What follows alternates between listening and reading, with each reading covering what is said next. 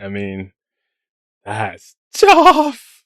Gabriel, man of the match level performance, just to miss, not just miss, to sky the game losing penalty for Arsenal. And PSG are your back to back Champions League winners.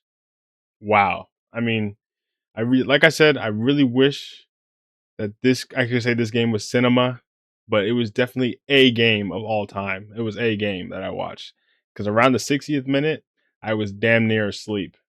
But things transpired, and the result, I mean, marchons, marchons, allez les bleus, PSG, come on, son. You thought I was going to be unbiased?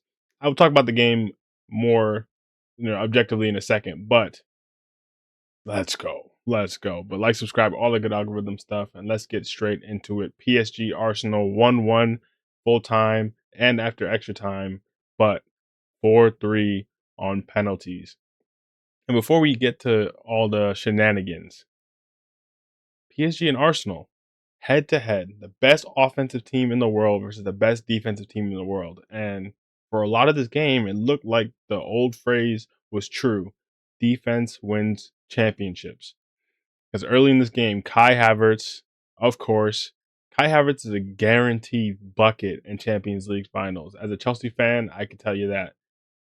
Early goal, a mistake, Marquinhos hitting it off of Trossard. It goes through. People are trying to call handball on that one. I think that would be crazy if they give a handball for that. But Havertz through, and Pacho, I love Pacho. Pacho, arguably, well, I don't even think it's arguable. He's top three center backs in the world. I think all three of them are playing in this game probably, but he just kind of shuts off for a second, thinking Havertz went a little too far down that side. But Havertz squared it up and roofed it.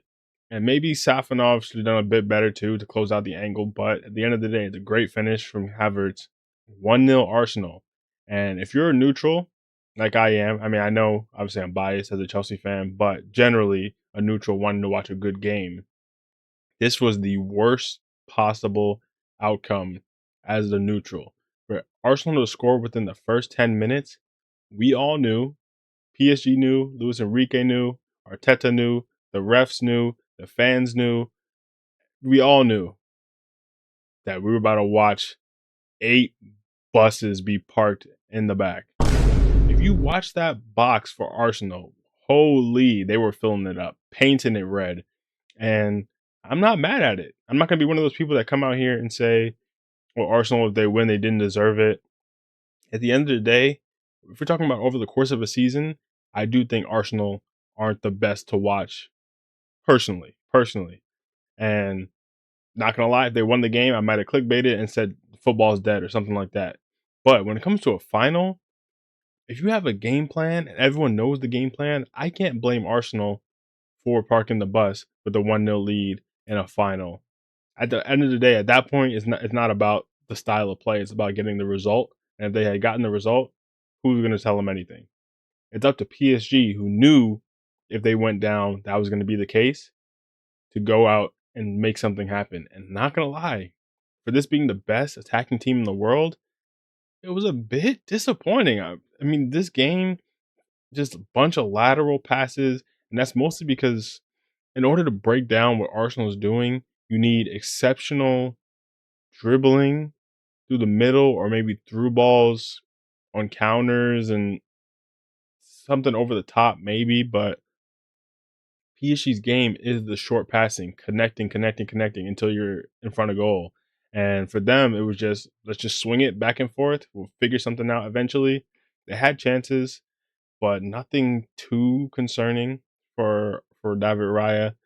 And honestly, that first half was really disappointing. Not just the fact that I didn't want Arsenal to win, but just as a match to watch, it was terrible. Like, we're talking about PSG, who every time they step on the pitch, it's cinema.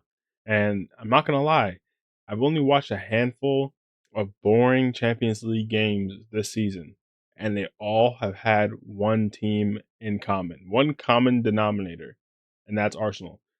By the end of the day, if they got it done, they would have got it done. So I can't talk too much on that. But the second half, slightly different story. I mean, to be fair, a lot of the same story. A lot of the same swinging it back and forth. A lot of the same trying to break Arsenal down and being unsuccessful to do so. But eventually, a penalty. And this one is a clear-cut penalty. Christian Mascara trying to get there. He's not able to do so. Trying to get to the I do think he was playing the ball, so I understand why it wasn't a second yellow. I understand why people would have wanted a red as well, to be fair, but he was trying to play the ball. They got the penalty. I think that's fair enough. And speaking of penalties and handballs that people wanted for Trossard, looking at the first half, that handball from Saka. Now, people might look back at the Joao Neves handball against Bayern and say, oh, it's similar. But for me, the difference is I'm not completely upset that he didn't give it. But to me, I would give that as a red card. I'm not a referee. Not a red card, sorry. I would give that as a penalty. I'm not a referee. But for me, the difference is Joao Neves was under no danger. Like that was just a completely random incident that happened that if it didn't happen, it wouldn't really change anything. Or the fact that it happened didn't really change anything. But for me, in the situation Saka was in, this is Arsenal under pressure, a bunch of PSG players in the box, closing down on Saka, who's going for the clearance, and he whiffs the clearance to the point where he reaches his hand, which is out, his arm is fully outstretched, and then hits his other arm too, which completely changes the trajectory of the ball. And if he doesn't block it after that whiff clearance, PSG players are on top of him. Maybe he still gets the clearance off, but we don't know. But PSG players are on top of him. But the fact that they let that go and he's able to get a second chance at the clearance a lot quicker, then Arsenal's out of danger. And I do think something like that is more affecting the actual direction of the play versus the Joao Neves one. But maybe I'm biased. Maybe you let me know in the comments. I know people are going to say red card, not red. I keep saying red card. I'm going to say penalty, not penalty. I think would it be harsh? Sure, I definitely think it would be harsh. I think that one you could make the argument without his hand, which is his arm, which is fully outstretched, getting in the way. PSG have a great opportunity there. So that's that's just what I think about that one. But you guys let me know in the comments. But back to Dembele's penalty. This one is surefire penalty. No debate about that. But I do agree it was not a red card. And Dembele, amazing finish as usual, great penalty taker. And then I thought in that moment, oh, we have a game on our hands. Now Arsenal's going to have to come out and play. And they did to an extent. They did for parts of this half. I honestly thought once I saw Arsenal actually try to put together attacks, now that they had to, I was like, Arsenal, PSG are very attackable. Like you can get at them for sure. It's not like I think Arsenal, as I look at it, like I think PSG obviously respect Arsenal's defense, so they're taking their time with the ball. Fair enough. Even though it was a bit disappointing to watch. But for Arsenal, you guys are sitting back because you respect PSG. But you guys are treating PSG like they have your defense. And they don't. So for me, once I saw Arsenal getting at them, I'm like, you guys have opportunities here. And if you went for it more, I think they actually could have won this game in this second half. Obviously, that leaves you with the risk that PSG counter, and they're very dangerous on the counter, and then PSG go and win the game. And Arteta is very much of the mindset to not lose the game, but even if it means not going to win the game. And I think that's fair if it's 1-0. But once it's 1-1, you're supposed to be their equals. Go make something happen, because at the end of the day, they still would have had opportunities to score either way. Obviously, Barcola had a massive chance at the end of the game. He whiffed. I mean, that was poor. That was poor. And especially for Barcola, where everyone's looking at, including Arsenal, and a lot of Premier League teams are looking at for a summer move. That was not the best audition. I'm going to be honest. I can understand why out of the four of their attacking premier options, he's the one who's playing the bridesmaid coming off the bench. I understand that. But that was a big chance. That was definitely a big chance. And I honestly thought Arsenal were going to score off that final corner of the game. That would have been hilarious. That genuinely would have been peak comedy. But unfortunately, and maybe he didn't have the legs. I don't know exactly what the reason was, but Saka wasn't able to see 90 minutes. I mean, these subs here, I get Mascara on the yellow, Odegaard. I mean, it's Odegaard. I mean, as much as people try to hype Odegaard at times, in 2026, it's kind of fries, bro. He's getting hooked before 70 minutes. He barely was involved in the game, if we're being honest. He had one good chance where he played Havertz through and Havertz touch let him down. But other than that, you could have fooled me into saying Odegaard didn't even play today. Honestly, he was not effective at all. So I understand those subs. Martinelli for Trossard. Trossard was going through it. He could barely run. It seemed like at a point. So I get Martinelli. He's fast, stretches the game. I get that one. But Saka, maybe I wasn't paying enough attention in the moment, but I'm not sure. Maybe Saka was feeling something. I don't know. But I just thought Saka could play a little more, especially for the end when they end up getting all those corners. I was like, Saka is a great, like, we need that delivery. Not we. Well, if I'm Arsenal, I'm talking about from their perspective. We need that delivery. And Madueke's delivery was dreadful. And speaking of Madueke, as a Chelsea fan, I mean, you see a lot of excitement down that flank, but when it comes to actually creating meaningful opportunities, he's just not that guy. And also, on top of that, in a penalty shootout, you're not stepping up in your first five penalty takers. You're letting Gabriel step up ahead of you. Saka's not doing that. Let's be honest. Saka's taking a pen. Madueke, that was a bit unfortunate, to be honest, to watch. But I don't remember if it was in toward the end of the second half or was it in extra time. Madueke goes down in the penalty box, and Nuno Mendes was like shoulder to shoulder with him, and Arsenal were incensed. Oh, it had to be in an extra time because this is when Declan Rice and Arteta got those yellow cards. Madueke goes down. They're furious, thinking it's a pen. For me, that's never a pen. Madueke literally it has the underhook on Nuno Mendes and then goes down. That's simulation at its finest. Honestly, that's never a pen. But they get the yellow cards for that. Obviously, more substitutions. Lewis Skelly, I was impressed by, and I know Arsenal fans, you guys are raving about him, and I would too. That's a great young player, starting a Champions League final ahead of Zubimendi, and I understand why because what he does on the ball is way more impressive than anything I've seen Zubimendi do personally. And PSG make their final sub, bringing on two center backs. That was kind of the end of the game there, to be honest, because then PSG just sat back with their three at the back in possession and just passed around until the end of the game, pretty much. They never really committed another man forward that they would have needed to get some kind of numerical help. And that took us to penalties, where, of course, we had cinema. Gonzalo Ramos steps up, great pen. Victor Gyökeres steps up, great pen. And the Gyökeres, we all expect him to smash it top left, but he knew that. He knew we all knew that, and he went the other way. I like that. Doue, great pen. Eberici Eze. Something, I guess, about English players and penalties. Iconic duo. But Eberici Eze tries to do too much, gets a little too fancy. Just calm it down a little bit. Simple. And he absolutely skies it. Shambolic.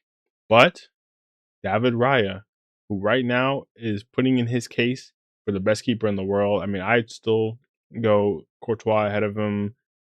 John Garcia, I put it ahead of him, even though he might start ahead of him for the World Cup, or maybe Unai Simon will. Who knows? Um, some people, I guess, you could argue Donnarumma as a shot stopper, maybe, but in this penalty shootout, massive save on Nuno Mendes, perfectly anticipates it, firm hands to it, good save, and he saves Eberici Eze pretty much and makes it back level. Declan Rice, good pen. Hakimi, good pen. Martinelli, great pen, honestly. And Beraldo, good pen, if I remember correctly. And it's three Brazilians in a row, by the way. It's kind of crazy. But Gabriel steps up. And for me, I'm looking like, damn, Gabriel, center back, taking the fifth pen. Where's Madueke? Like I said earlier, what's going on here? But he steps up. And no, even the way, if you look at the way like Doue and Eze, like the way they run up to the ball, obviously as they miss, but like they stand centrally and then they back up, go off to the left side, and then take their pen. Gabriel obviously is left footed, so it's reversed. But the way he stood, lined up with the ball, like usually the way they're standing, they kind of cover the ball because they're standing straight on. He's like standing at this weird angle, and as soon as I saw that, I was like, "Bro, what is that, bro? Like, what is that angle?" And he takes the run up, and it just looked all wrong. I don't know how he ended up the fifth penalty taker, but he absolutely skies his penalty. And for Gabriel Magalhaes, I mean, you can even see here they updated it on FootMob. You have him head in hands here, and I know I laughed a little bit at the beginning of the video, but for Gabriel Magalhaes to have the season he's had, putting together a best center back in the world campaign, arguably PFA Player of the Year campaign, and if Arsenal won this game, a man of the match potentially in the Champions League final. Maybe would have gone to Raya because he made a penalty save in the end, but massive stops from him in this game. Talking about his individual performance, he was the best player for Arsenal for sure. So if they won this game, he would have probably been man of the match. And for that all to come crashing down with the skied penalty as the final moment of the Champions League final and of Arsenal's season and of his season, honestly, it's just unfortunate. It's unfortunate. Even as a rival fan, it's a bit sad to see. Now, on the inside, I was low-key jumping for joy. I mean, not on the inside. Even on the outside, when I was watching it, I was jumping for joy because allez les bleus. But that's a tough way to go out. That's a tough way to go out. Obviously, Arsenal is still Premier League champions. Congratulations on that. And they're still going to have their parade. They're still going to go crazy. But for Arsenal, for the season they've had, for being undefeated in the Champions League, and technically, I know they lost on pens. Technically, they still haven't lost a game in 90 minutes in the Champions League this entire season. Technically, they still haven't really lost a game. So for them to go out like this in the end is kind of crazy because how close can you get again? Now we can always say they can come back and do the same thing next year, sure. But this year, if you look at the knockout stages, oh wow, a little graphic there. Arsenal had the Mickey Mouse run of Mickey Mouse runs. Leverkusen, Sporting, Atleti, who were off it. Okay, I'm being a bit biased there, but Atleti was a solid win. But and then obviously PSG finally they face a team you would say is on their level. Even Atleti wouldn't say is on their level. Everything was set up for them to go on and at least make the final, which they did. But once you make the final, you have to take your chance. And for them to play as well as they did defensively this entire game, get it to penalties against the best team in the world, where at that point it's a 50-50 and really anything can happen. You don't have to be the better team to win there.